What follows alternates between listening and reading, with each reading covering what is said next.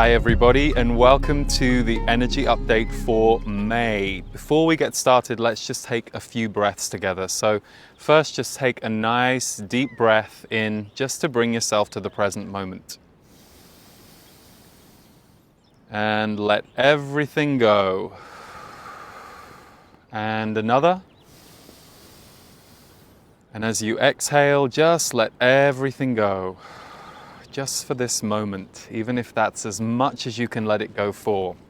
Woo! We're definitely in the intense change waves. And as I mentioned last month in April, a lot of people were reporting how emotionally charged their life was. So as you went through April, you may have noticed this. We also had all sorts of things going on at a planetary level. So there were complications, unexpected developments, curveballs hitting people in their lives. But I would like to just focus this month your attention a little bit on the idea of the dissension process that a light worker goes through, and certainly a lot of light workers are going through right now.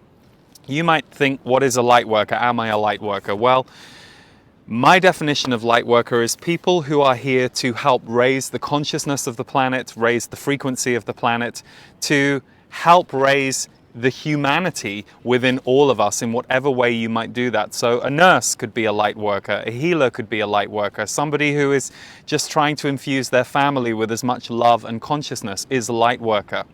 And a couple of months ago, I spoke about the rise of the light workers, how this is a time where more and more people are feeling done with the old world, done with the old patterns, and wanting to bring something new, not just to their lives, but to the lives of other people. Well, the dissension of light workers is a part of that process. It's like anything with a spiritual or a healing journey.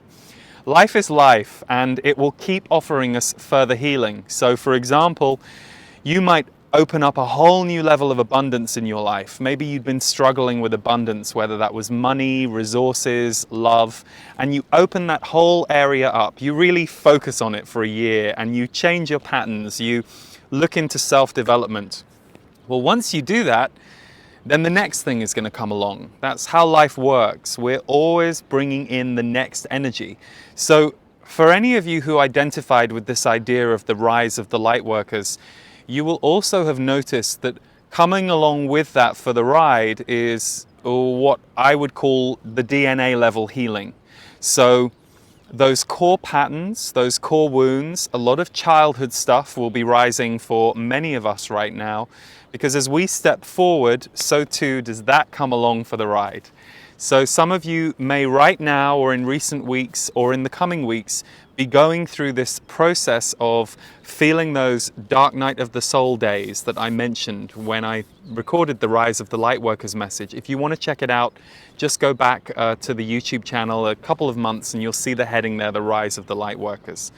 Well, one of the things that has been coming up for many is this feeling of loss of control. And of course, we don't have control anyway. You know, it's a myth that we have control over the situation, over our life.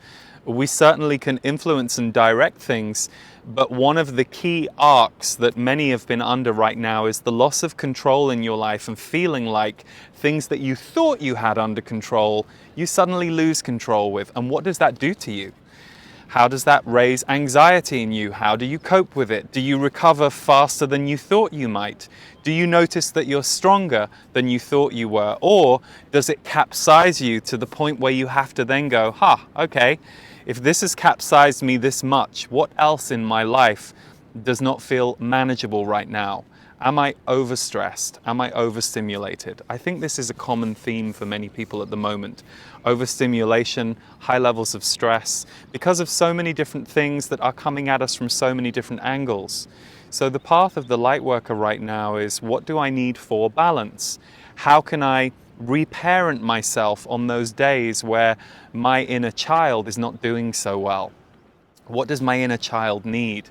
I know for me that whenever I'm going through those phases, I have to look at how I'm treating myself when I'm in that state. So for example, let's say I'm just struggling very much with depression, and I'm upset at myself that I am depressed because I want to be somewhere else, or I think I should have it all worked out. That's just not how it works. We We all go there because we've been so mentally trained to direct ourselves or think we have to behave a certain way. But the truth is, as you open up more to yourself, your life, your heart, your feelings, your consciousness, it's not all good.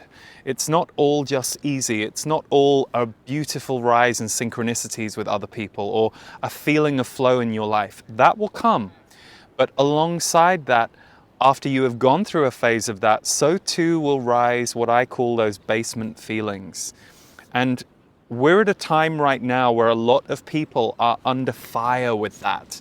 It's really hitting a lot of people. So don't feel you're alone. This is a common error that we all can have. One of the gifts for me of working with so many people for so many years is you just start to see that everybody's going through something. Everybody is struggling through something.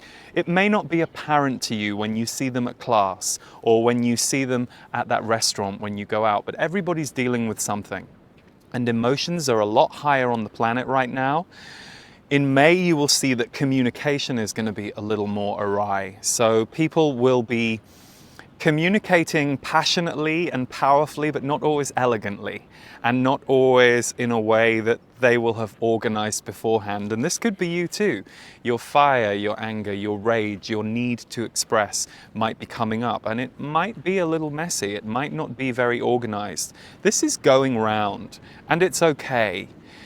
You don't have to beat yourself up for not speaking to somebody in as loving a way as you had hoped. That can happen. That can be part of the path. That can be part of the movement. So what I would invite you to do this month more than anything is to ask, what does my inner child need from me?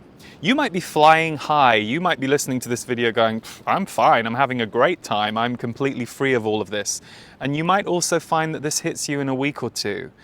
Even if you're flying high, just ask yourself, what didn't I get when I was a kid? Not because anybody did anything wrong, but this happens to all of us. We're all built a certain way, and those who raise us, those who parent us, those who teach us, they all do their best with what they've got to give to us. But there are always wounds along the way, and this is a really strong theme in the collective right now. What does your inner child need from you? What love does your inner child need from you? When I'm going through this, that's the question I have to ask myself. If I'm feeling in a more inward or inverted or collapsed state, and I catch what the state is, I'm like, what is it that I need right now? And can I be patient with myself while I get there? Sometimes throwing yourself into action is the solution.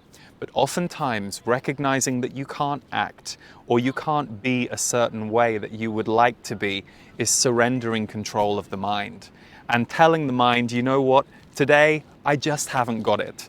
Today I just need to be allowed to not have it. I'm going to go through my tasks, I'm going to take some time to myself, or I'm just going to do a lot less. So it's a sensitive time, a very sensitive time on the planet. You will find yourself flying high some moments and struggling more at others. So parent yourselves lovingly this month.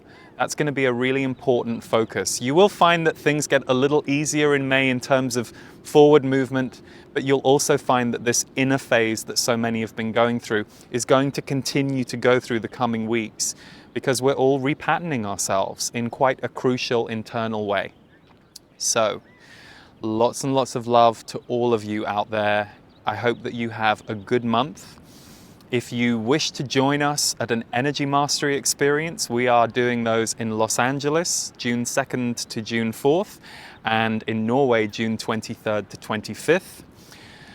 This month, my new MP3 is Activate Your Self-Worth. It felt very timely to do a 1-hour energy workshop on self-worth. This is a theme that's been going around. It's underneath self-judgment, lack of self-belief. So Activate Your Self-Worth is now in the store, or it's free to Portal members. And for any of you who want to take a really deep dive with us, we have just opened booking for Soul Magic in Costa Rica at the end of October. So all details are at my website, guys. Thank you for tuning in. Be good to yourselves, be good to others. Big love, take care. So take a moment to think about the stories you were given about yourself in life. They might be the story you were given that you were not good enough, the story you were given that you are more beautiful than your sibling, the story you were given that you were the fastest in your class, the story you were given that you were the slowest in your class. The stories others stowed upon you became the big story you told yourself about yourself. That very story you are now undoing as you enter into a new era of knowing, owning, and living in your self-worth. Recognize that when you are judging yourself or wishing that you were better than you are in a certain area of your life, the fact that you are noticing these negative thoughts is a wonderful thing. It is a breakthrough in awareness to be able to notice the changes you want to make.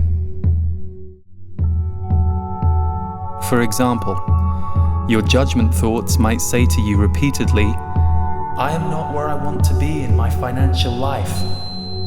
And these thoughts cause you to feel less than and down on yourself even more. Those thoughts may be haunting you right now, or you may think that you're doomed to these feelings forever because you have lived with those noticed thoughts and feelings longer than has been comfortable for you. But firstly, I promise you, everyone has their area of suffering or low self-worth. Everyone has a place in their life where they feel or have felt shame, guilt, anger, heartbreak, or sadness. You are not alone. Some people manage to break through the repetition of that suffering by first becoming aware of their patterns and then creating new ones in their place. To break a pattern, you must first make a pattern. To break a pattern, you must make a pattern. So let's begin by creating a new pattern for you when you judge yourself in the way that I just described.